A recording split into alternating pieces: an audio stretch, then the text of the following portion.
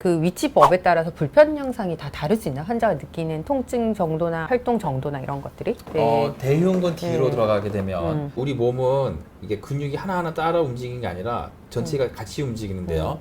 뒤에 쪽 근육까지도 이게 연결이 돼 있어가지고 팔을 이렇게 돌리거나 올리거나 할 때 강배근하고 승모근까지 같이 쓰게 됩니다. 그리고 팔 쪽에서는 여기 이두근을 같이 쓰게 되고요. 그래서 근육 하나로 들어갈 경우에 사이즈가 큰 경우 움직일 때 무브먼트 할 때 좀 더 통증을 유발할 수 있습니다. 보형물이 들어갈 그 공간이 만들어져야 되니까 원래 길이보다 더 늘어나야 되는 그쵸? 거잖아요. 근육이 스트레칭이 돼야 됩니다. 그러면 통증하는 의사들 입장에서 봤을 때가 염자나 뼈다 그쵸. 약간 네, 이런 그쵸. 것들 생각할 수 있을 것 같아요. 염자하고 비슷한 거예요. 네. 그러니까 뭐 여러분들 그 교통사고 났을 때 갑자기 탁 넘어지거나 요즘 많이 하는 운동도 뭐 서핑보드나 이런 걸 타다가 싹 넘어지고 나시면 근육이 순간적으로 탁 늘어나잖아요. 그러면 한 진짜 1, 2주 넘게 진짜 가만히 한 일주일 정도는 아픈데 못 빼고 막 네, 계속 목 잡고 그러니까 이렇게 보형물이 하죠. 들어가서 그 공간을 확보하기 위해서 여러 가지 근육들, 특히 대흉근, 몸통 근육들이 늘어나야 되니까 근육 아래로 들어가면 통증이 훨씬 심하다.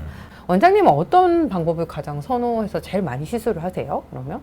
저는 근육 D를 많이 합니다. 그리고 듀얼 플레인으로 많이 하고 뭐 사람마다 이제 근데 직업이 좀 다들 다르셔서 차이가 있는데 뭐가 더 낫다, 뭐가 더 나쁘다 이런 건 없고 이제 외국 같은 경우는 유선 조직이 좀 많으세요. 한국 분들보다는 좀 더 약간 볼륨감도 있고 그렇구나. 그러셔서 뭐 유선하도 많이 하시고 아니면 근막하도 많이 하시고 네.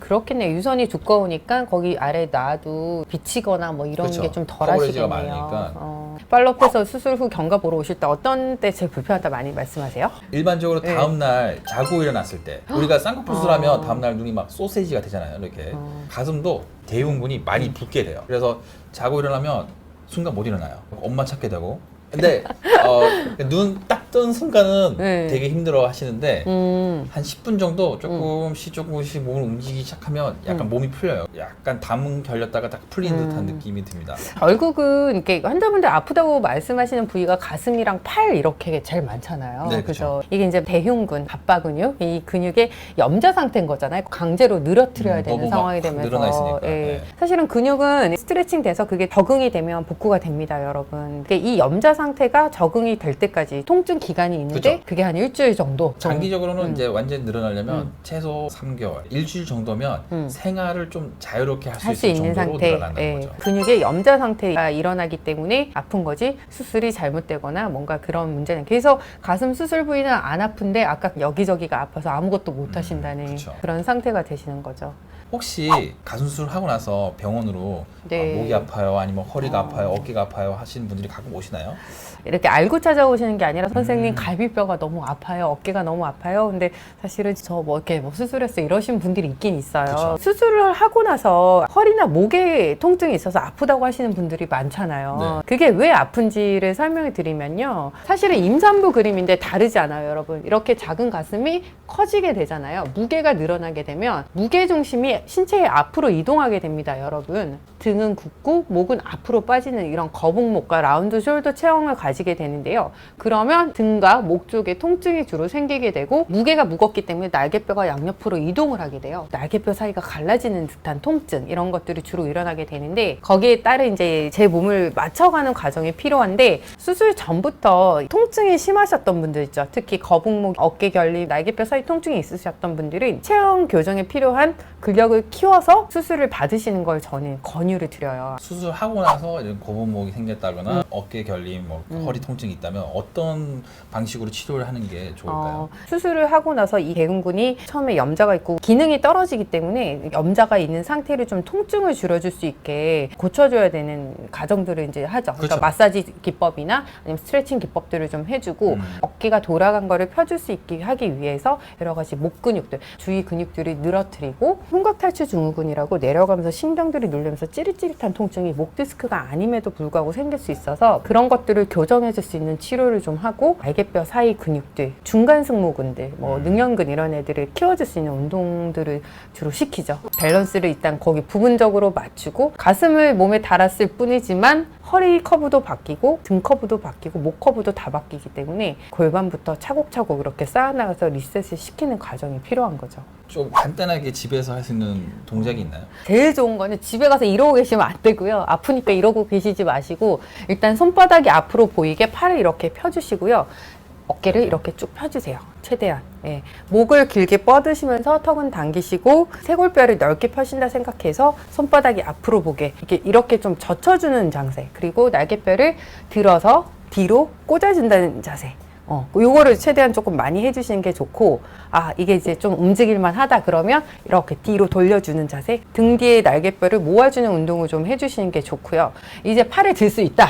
이제 네. 그러시면 팔꿈치를 뒤로 보내면서 쇄골은 넓게 뒤에서 이렇게 날개뼈를 모아야 돼요. 팔꿈치를 먼저 보내는 게 아니라 날개뼈부터 뒤에서 이렇게 모아서 가슴을 살짝 쭉 네. 내밀어서 네. 턱은 당겨주시는 이 운동이 제일 좋습니다. 체형을 잡기 위해서는 뒷면을 강화해주는 운동 이런 거를 해주시는 게 도움이 되세요. 네. 혹시 가슴 수술하신 분들이 음.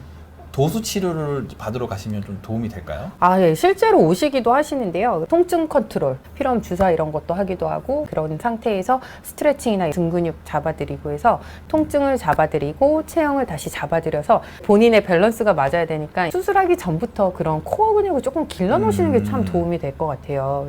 이제 몸매가 이뻐지니까 하이힐도 많이 신으세요. 하이힐을 신으면요, 여러분 무게중심이 또 앞으로 이동하게 돼요. 그러면 가슴 수술을 해서 워낙 앞으로 이동된 무게중심이 하이힐 때문에 더 앞으로 이동하게 돼요. 통증이 있으신 분들은 더 악화가 되실 수도 있어요. 허리목 아프신 분들, 디스크 환자분들이 수술하기 전에 저한테도 종종 물어보는 경우들이 있으세요. 제가 가슴 수술을 해도 될까요? 뭐 이런 건데 어떠세요? 언제 와서 이런 얘기 많이 하시나요? 네. 젊은 여성분들이도 불구하고 허리 디스크가 있거나 아니면 목 디스크가 있는 분들이 있습니다. 그런데 너무 본인은 가슴 수술을 하고 싶어 하시고 그 간절한 이제 열망이 있으시니까 어떻게든 이제 환자분이 갖고 있는 컨디션이 더 악화되지만 않게끔 사이즈를 평균보다는 조금 낮게 가져갑니다. 목 디스크나 허리 디스크가 있을 경우에는 수술하기 전에 재활학과 선생님이라든지 정형외과, 신경외과 선생님한테 의뢰를 해서 수술할 수 있는 컨디션인지 꼭 체크를 하고 수술을 진행하는 게 중요합니다. 허리목 통증이 있거나 디스크 환자분들 같은 경우는 통증이 악화되실 수 있기 때문에 미리 재활을 하고 가셔야 됩니다. 피부가 얇으면 보형물도 큰 거 못 넣죠. 맞습니다. 왜냐면 이 보형물이 아무리 촉감이 좋고 해도 들어가면 약간 미세한 그 촉감의 차이는 있어요. 피부가 너무 얇으시면 만져집니다, 많이. 그리고 이제 사이즈가 너무 커지면 이게 피부가 확 스트레칭 되면서 피부가 얇아지기 때문에 적당한 사이즈. 적당한 사이즈. 몸에 맞게끔 넣는 게 여러분 굉장히 욕심은 안 됩니다. 통증이 있을 때 견디는 것보다 재활치료 여러분 당연히 재활을 하셔야 됩니다. 그러니까 견디시면 안 되고요. 놔뒀다가 뭐 허리 디스크, 목 디스크 다른 질환으로 연결이 되실 수 있기 때문에 통증이 많이 심하시다 그러면 재활치료를 받는 게 건강하게 대비하는 게 되겠죠. 그렇기 때문에 결론은요, 여러분 본인의 체형을 미리 파악을 하시는 게 좋습니다. 엑스레이나 이런 것들을 수술 전에 한번 자기 척추 상태를 전체 척추를 보는 엑스레이들이 있어요. 본인의 상태를 확인을 하시고 근력을 키워서 대비하는 거를 추천을 드리고요. 수술 후에 근육을 키우지 않으면 통증이 올 수 있으니까 수술 앞뒤로 몸에 대한 관심을 가지는 거를 추천해 드립니다. 저도 좀 궁금해요. 가슴 수술에 응급 사항이 있나요?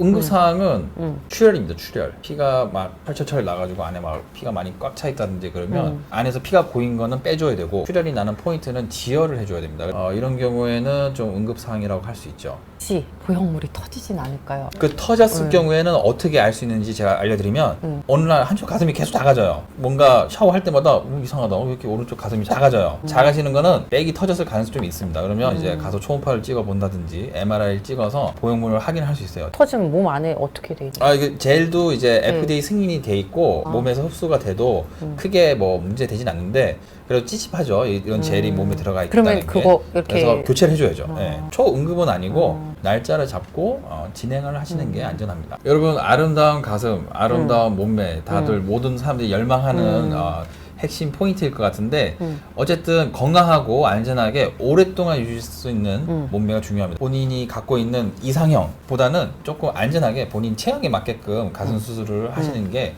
안전하고 영원한 건 없기 때문에 본인이 수술하고 나서도 근육 운동도 하고 몸의 밸런스도 맞추고 항상 건강한 삶을 유지해야 아름다움을 오랫동안 유지할 수 있는 것 같습니다. 여러분 안녕.